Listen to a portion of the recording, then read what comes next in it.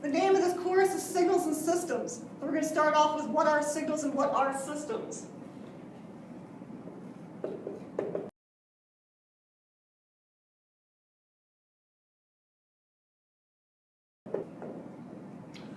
This is one definition I got from one textbook. Our textbook does not have a definition of a signal, but this is one I got from another textbook.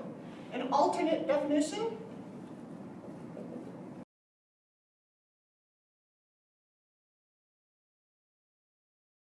A function representing a physical quantity or variable, and it typically contains information about the behavior or nature of the phenomenon. Both of these are taken from very heavy double E type books. And they both talk about physical phenomena. They don't need to be physical phenomena, though. They quite often are. A lot of stuff we've been working with are, but they're not always are. So these two definitions are really not complete, but there's some place to start, particularly as your book does not have a definition of what a signal is. One thing that is very important is that it's a function. That goes back to prerequisite knowledge we said you needed for Chapter 1. What is a mathematical function? Think back to your Algebra 1 class. What is a function? Something has an output. Something has an input and an output. So this is something mathematical with an input and an output. What's another way of describing input and output in mathematical terms?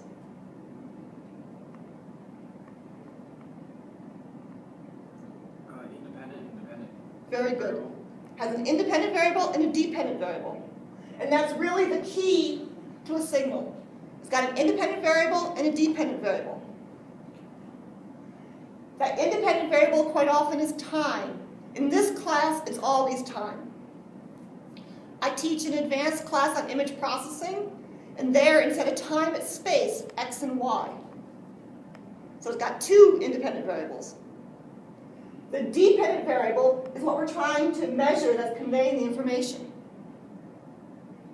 So it can be a voltage, it can be your information signal, your dependent variable. And your independent is time. It can be your current, it can be temperature, it can be pressure, it can be a lot of different things.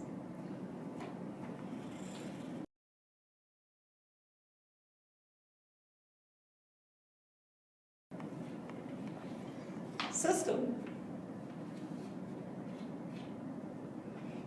It's a device that has an input and an output. The inputs and outputs are signals.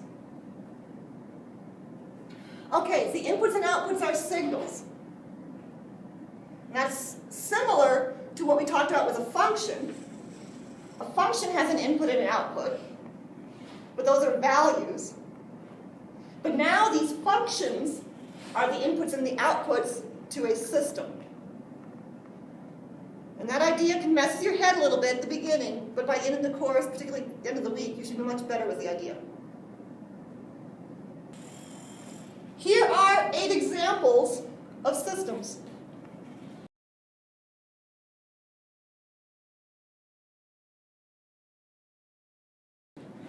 So we'll start up here with the first one.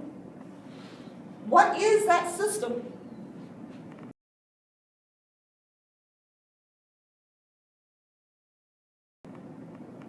Say the obvious answer.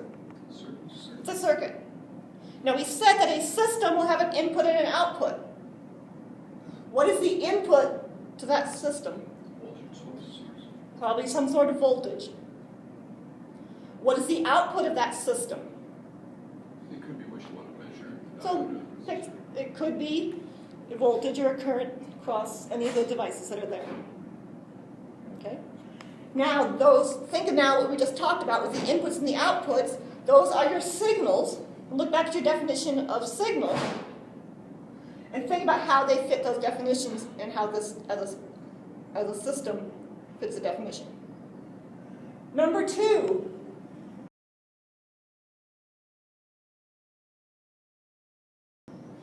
What is that system? So if that's your system, what's the input? Potentially. What could be the input? Force. The engine. Force from the engine. what other things could be the input? It's not, it doesn't specifically say for this example, but it could be steering, which you get from what you turn on your steering wheel. Okay. What are the outputs likely?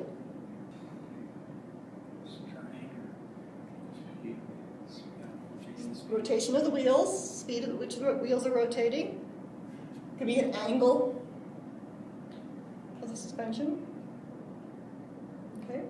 Now think again about those inputs and outputs in terms of the definition of signals. It's a force that the engine is applying over time. It is an angle which you are applying over time. And then your output signal is your speed over time, or the rotations over time, or the angle of the suspension over time. You see where we're going with this? Number 3. What is your system? Rocket. A rocket. And what are the inputs? Force going straight down. Okay, the force could be the output of the engine. It could be how much gas is being given to the engine or rocket fuel. What are the outputs? Thrust or force. Thrust or force that the engine is able to produce. Height, elevation. Elevation of the rocket relative to the Earth. It could be speed relative to a point on the Earth. So a number of different inputs and outputs. Number 4.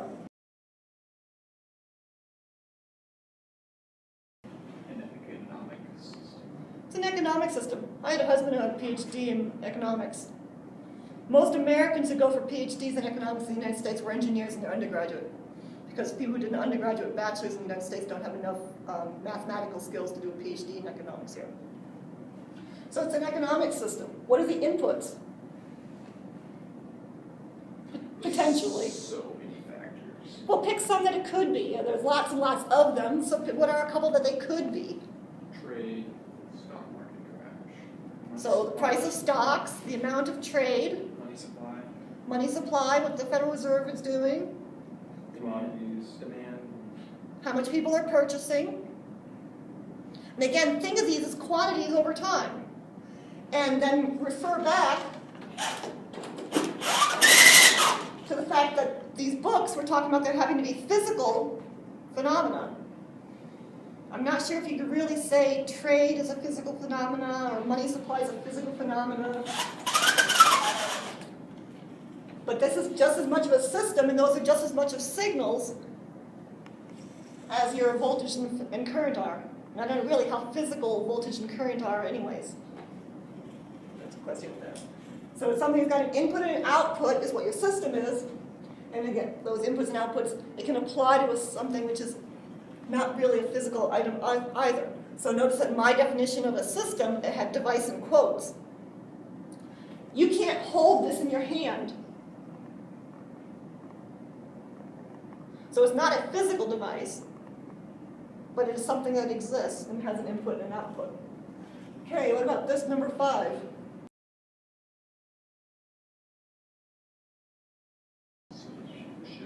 It's a ship.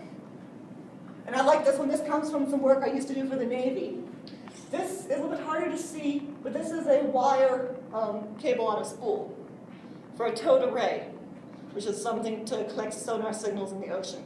So it'll spool out a very heavy cable with a whole bunch of microphones on it to try and listen. Think Hunt for Red October.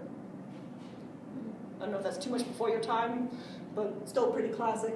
And so the cable will spool out as the boat goes forward, and eventually it'll spool it back in. So if that's your system, inputs could be what?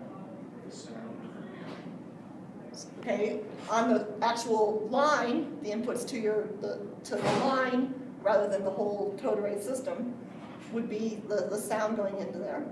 What about for the physical system? Like for unspooling it, just like the voltage applied to the motor. Voltage you have to apply to the motor in order to get it to let the cable out or take the cable back in. Okay, and the outputs would be The length of the line. if the line is deployed. Number 6. Thermostat? The thermostat. Inputs, Change in temperature, or what you want the temperature to be. what your user wants, which nobody can ever seem to get right. And the output, Is what the user wants the temperature, or the energy spent to change the temperature in the room. or the amount that the fans are blowing, the amount the heater is running, And the temperature of the room itself. the net temperature of the room that you're trying to regulate.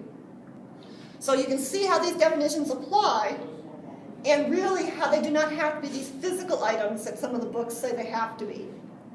Also, I want you to focus on how these inputs and outputs, if you look at each of those signals, your voltage or current over time is a function with an input and output, but your system has these signals as inputs and outputs. And that concept is a necessary one for this class, particularly as you work on the first homework assignment.